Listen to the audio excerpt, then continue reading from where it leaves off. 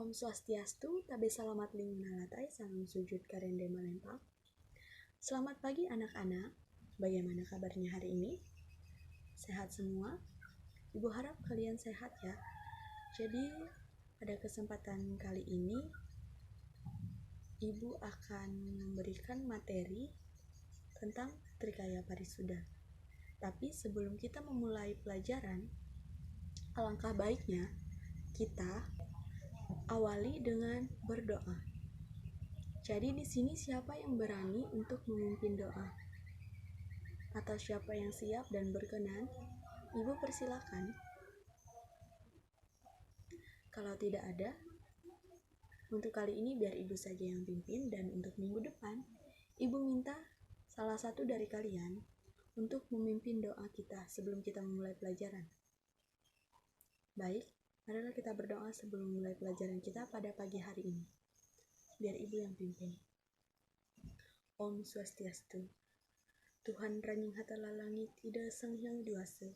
Terima kasih karena atas penyertaan-Mu kepada kami hari lepas hari, sehingga kami dapat melaksanakan pembelajaran pada pagi hari ini.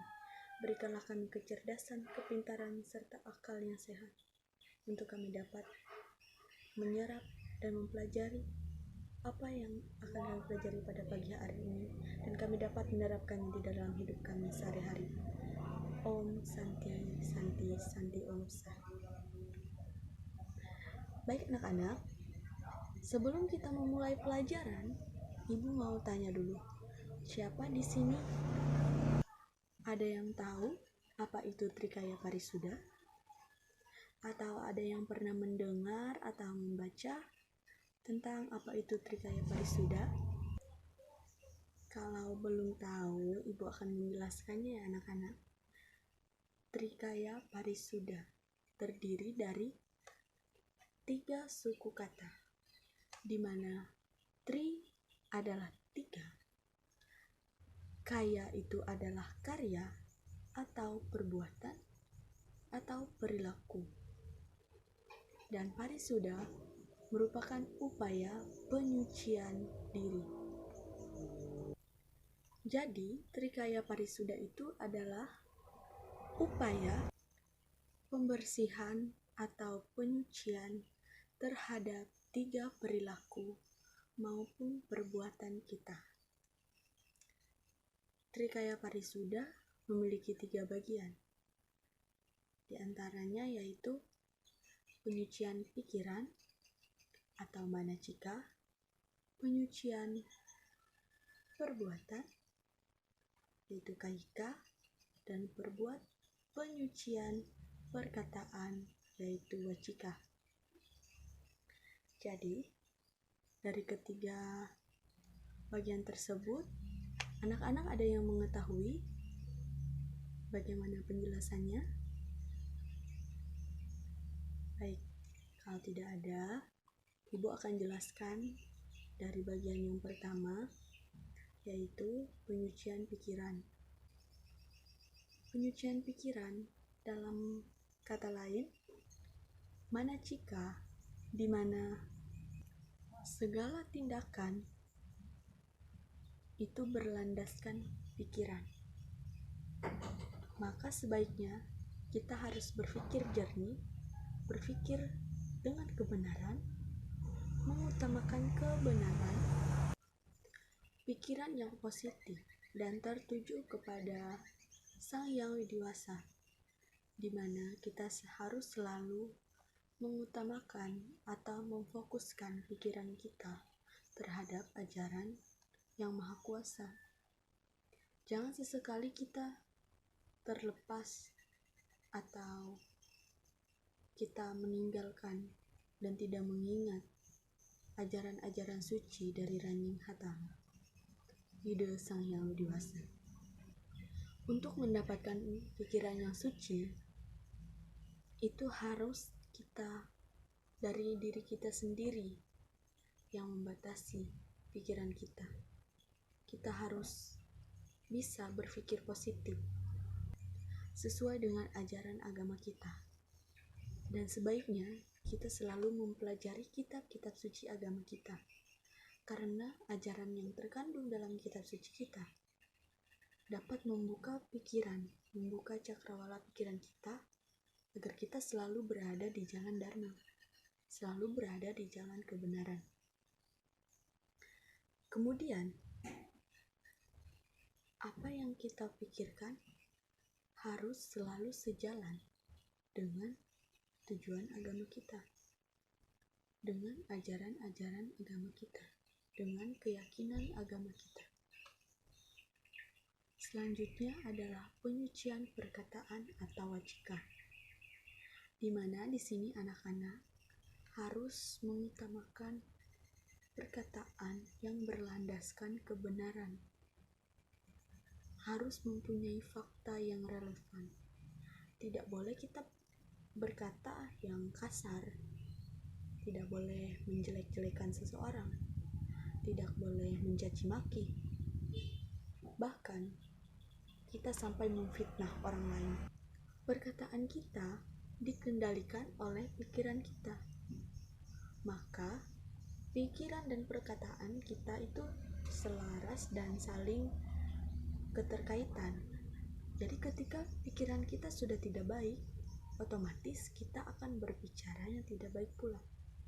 Maka dari itu, pikiran kita harus tetap positif sehingga kita menghasilkan perkataan yang baik, perkataan yang tidak menyakiti perasaan orang lain, perkataan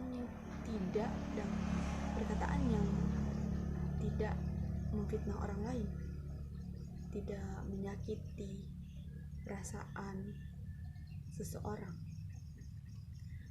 Yang selanjutnya yaitu penyucian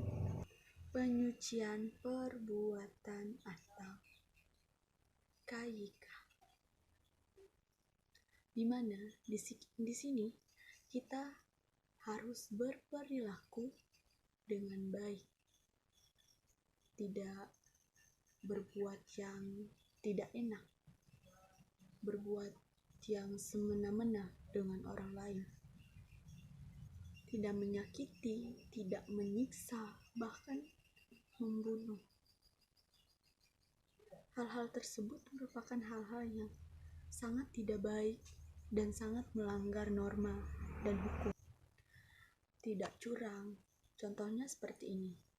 Ketika kita mengikuti lomba dan pesertanya itu lumayan banyak, jadi kita pengen, rasanya dalam hati itu, saya pengen mendapatkan juara, entah itu juara 1, juara 2 maupun juara 3. Tapi apa saya mampu? Apa saya bisa mengalahkan teman-teman yang lain? Jadi karena ambisinya terlalu kuat, ambisinya terlalu untuk ingin memenangkan sebuah perlombaan itu, jadi dia sampai melakukan kecurangan dengan membayar panitia, misalnya membayar juri, karena dia ingin menang, sampai melakukan kecurangan. Hal itu merupakan hal yang sangat-sangat tidak baik. Karena apa? Karena kecurangan itu sebagian besar dari dosa. Maka dari itu, kita sebagai manusia, umat yang beragama, sebaiknya selalu menyeimbangkan antara pikiran, perkataan, serta perbuatan kita, di mana pikiran inilah yang menjadi landasan kita berbicara dan kita bertindak. Maka yang harus lebih utama disucikan atau dibersihkan itu adalah pikiran kita, dengan cara kita selalu mengingat ajaran-ajaran dari Ide Sang Hyang Widi-Wasa, selalu membaca kitab suci, apapun itu jenis kitab suci yang kita miliki. Karena setiap agama selalu mengajarkan tentang kebenaran. Baik anak-anak, Ibu rasa demikian yang dapat Ibu sampaikan pada kesempatan kali ini. Bagi anak-anak yang ingin bertanya, bisa bertanya langsung maupun bisa dituliskan di buku dan diserahkan ke ibu. Nanti bisa ibu jawab. Dari seluruh materi ini dapat kita simpulkan bahwa setiap perbuatan, perkataan, maupun tingkah laku kita itu memiliki karma, dan karma baik akan menimpa diri kita ketika kita berperilaku baik, berbuat baik, dan berkata yang baik, berpikir dengan baik, dengan benar, dengan jernih, maka segala karma baik akan menimpa diri kita. Ibu rasa cukup sekian untuk hari ini, dan dapat kita tutup dengan mengucapkan Paramasanti, Om Santi Santi Santi Om Sahih. Terima kasih semuanya.